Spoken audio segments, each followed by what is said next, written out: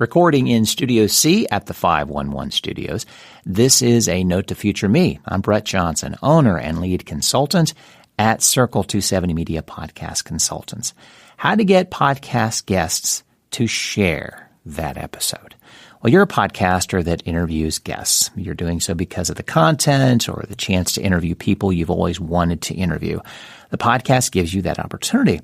Well, you ask guests to be on your podcast because they bring value to you, to your audience, and you're hoping that your guest will promote the episode and help you build your audience as well. Working with interview-focused podcasters over the past couple of years, I'm noticing that there's not much sharing going on. And that could be twofold. There are so many interview podcasts out there, and that's good. They're good. I'm glad the genre is growing. There are a lot of interview potentials, lots of topics to cover, lots of good people to talk to. But because of that, there are so many people on so many shows.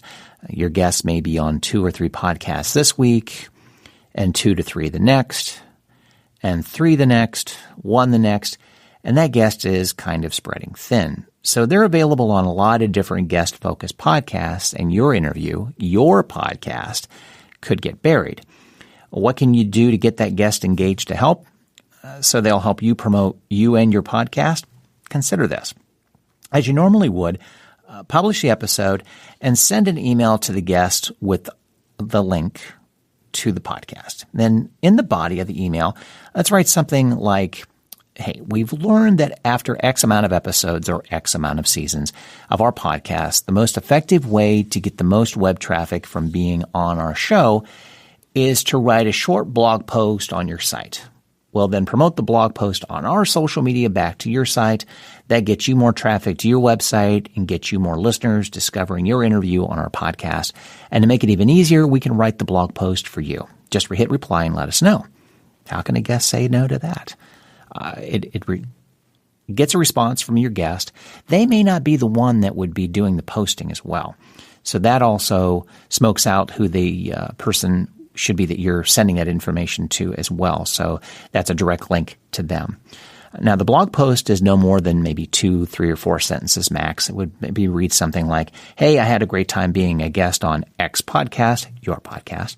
We've got to cover my time in Hawaii and why I would go back in a heartbeat, why I'm such a candy corn freak, why the game of life is still my go-to board game with my family, and how I stay in shape while I'm on the road. Here's the link to the podcast. Simple as that.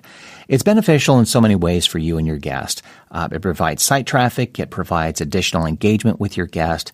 You're on your guest's website. And here's the key thing. You get website backlinks from every single guest you've had on your podcast, back to your podcast. It's beneficial for both you and you're willing to take the work out of the guest's hands in offering a blog piece. It really does turn into a win-win. Subscribe to my free weekly Open the Mic newsletter at Circle270Media.com. It's chock full of podcast news that you may have missed, as well as social media tips and tips on how to grow your podcast. Anything that catches my eye that I think you as a podcaster should know about. I want to also thank 511 Studios, located in the Brewery District in the heart of downtown Columbus. If you're looking for a podcast or videocast space for your business in Central Ohio, email me at podcasts@circle270media.com for more info. Thanks for taking notes with me.